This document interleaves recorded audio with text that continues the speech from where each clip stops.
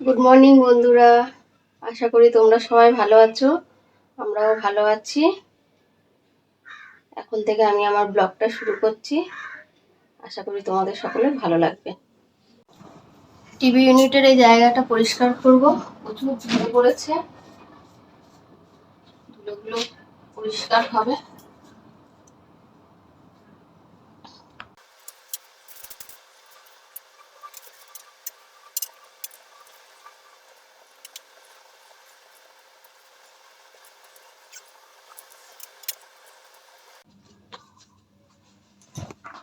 কালকে থেকে জামা কাপড়গুলো রয়েছে, ওগুলো হচ্ছে কে সব গুছিয়ে নেব। গুছানো হয়নি জামা কাপড়গুলো।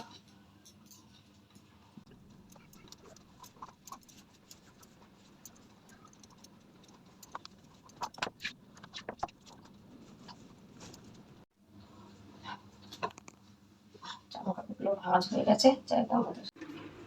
তেল পটল হবে। তেল পটলের জন্য পেঁয়াজ, টমেটো, আদা রসুন, কাঁচা লঙ্কা একসাথে মিক্সির মধ্যে দেবো, দিয়ে পেস্ট করে নেবো।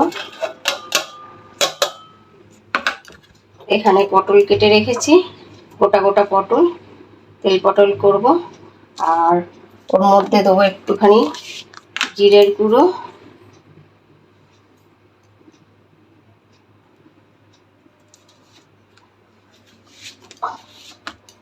একটুখানি ধনের গুঁড়ো দিয়ে একসঙ্গে পেস্ট করে নেবো। এখানে এই যে পেস্ট করে নিয়েছি মশলা, আর পটলে একটু নুন আর হলুদ মাখিয়ে রেখেছি। এবারে কড়াই গ্যাস জেলে কড়া বসিয়ে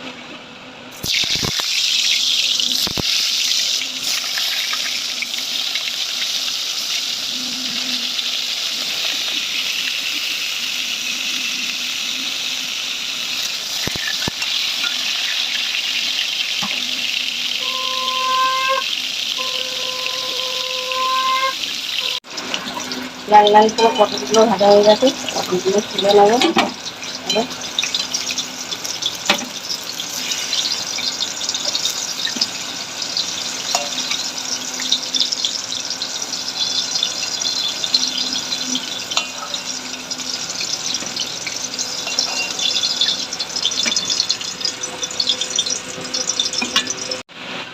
পটল ভাজা হয়ে গেছে।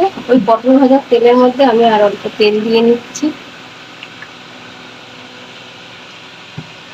তেলটা ভালো করে গরম হতে দেবো। তেলটা গরম হয়ে গেছে। ওই তেলের মধ্যে আমি এখানে রয়েছে গোটা দারচিনি, জিরে, তেজপাতা, শুকনো লঙ্কা একসঙ্গে দিয়ে দেব তেলের মধ্যে।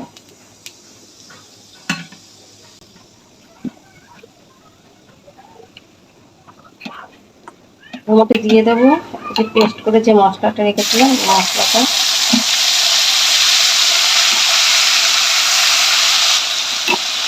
মশলাটা ভালো করে কষিয়ে নেব।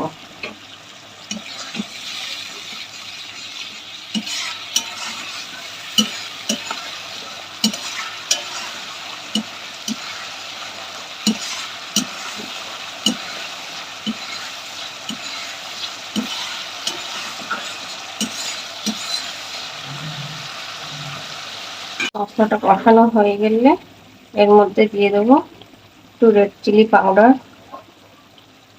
কালারের জন্য কাশ্মীরি লঙ্কার গুঁড়ো যেটা বলে, অল্প একটু হলুদ গুঁড়ো, একটু নেড়ে নেবো।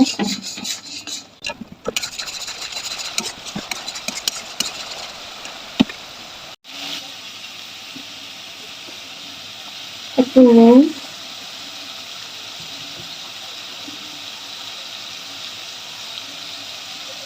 একটু চিনি,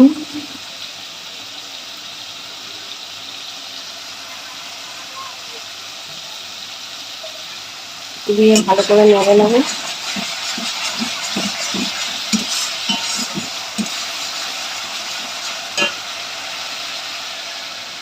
এর মধ্যে দেবে একটু গুঁড়ো গরম মশলা,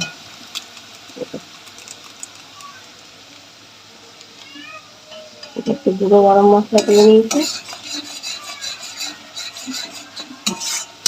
এতে দইও দেওয়া যায়, যেহেতু দই আমার হচ্ছে বড় মশাই খায় না, যার জন্য আমি দই ছাড়াই করছি। এটাও খুবই সুন্দর লাগে, সেটা খুবই ভালো লাগে খেতে।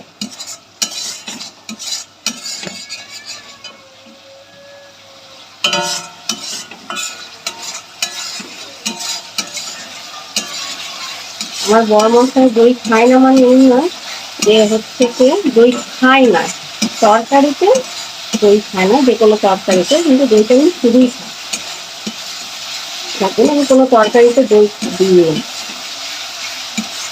মশলাটা ভালো করে কষানো হয়ে গেছে, আমি সামান্য একটু জল দেবো।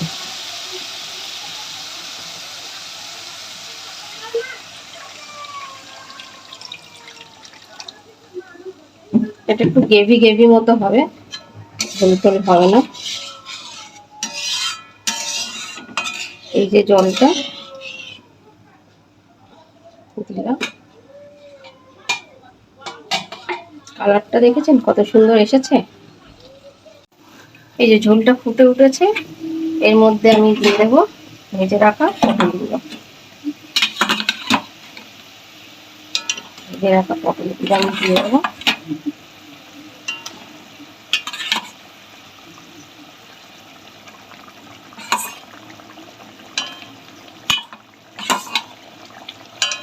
নেড়ে চেড়ে দেবো, সবগুলো ডুবে যায় ঝোলের মধ্যে। গ্যাসটা একটু কমিয়ে দেবো, দিয়ে ঢাকা দিয়ে দেবো। 2 মিনিট হবে। তেল পটলটা হচ্ছে কতদূর কি হয়েছে দেখি। মোটামুটি হয়ে গেছে, একটু নেড়ে চেড়ে নামিয়ে নেব। আর কোনো জিনিস দেওয়ার দরকার নেই, নুন না চিনিটা চেক করে নেবে খালি, ব্যাস একদম সুন্দরভাবে হয়ে গিয়েছে। নামিয়ে নিয়েছি, তেল পটল কমপ্লিট হয়ে গিয়েছে। আপনারা চাইলে করে খেয়ে দেখতে পারেন, ভালোই লাগে, খারাপ লাগে না। রান্না হয়ে গেছে, রান্নার কাউন্টারটা সব পরিষ্কার পরিচ্ছন্ন করে নিয়েছি, গ্যাস ট্যাস মুছে সব পরিষ্কার করে নিয়েছি। এইবারে যাবো বন্ধুরা স্নান করতে, স্নান টান করে খাওয়া দাওয়া করে পরে দেখা হচ্ছে। এখন সন্ধেবেলা বন্ধুরা, মনে হবে যে সন্ধেবেলা কেন ঘর বাড়ি পরিষ্কার করছে, কিন্তু দিনের বেলা খুব একটা সময় হয় না বলে সন্ধেবেলা একটু হাতে সময় ছিল বলে একটু পরিষ্কার করে নিই বলে। সবাই ঘর বাড়ি যত ধুলো ময়লা থেকে পরিষ্কার রাখবে, যত পরিষ্কার থাকবে বাড়ি ঘর তো নিজেও সেখানে ইতিবাচক পজিটিভ কাজ করে। আর নোংরা থাকলে সেখানে নেগেটিভ কাজ করে। তার জন্য যখনই আমি সময় পাই তখনই একটু পরিষ্কার করে পরিচ্ছন্ন করে রাখার চেষ্টা করি।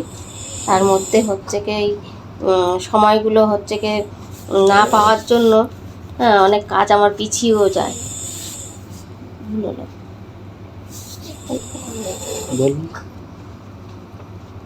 একটু পরিষ্কার করে নিই, হাতে একটু সময় আছে যখন, তারপরে অনেক কাজ করে আছে।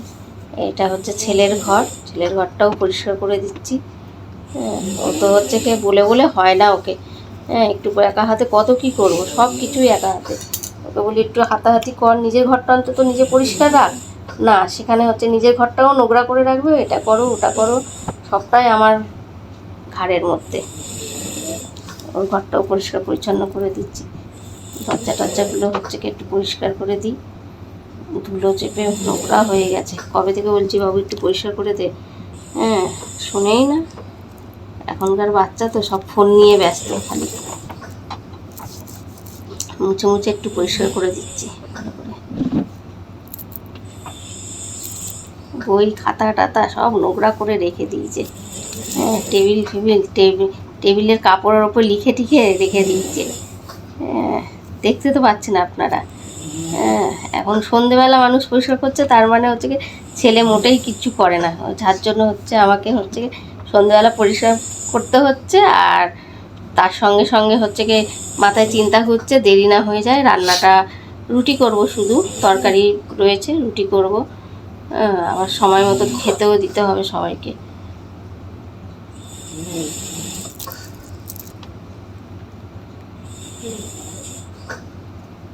ল্যাপটপ দেখো আমার ছেলে কি এনেছে। আমার ছেলের একটা বন্ধুর বাড়ি হচ্ছে গিয়ে বালুরঘাটে।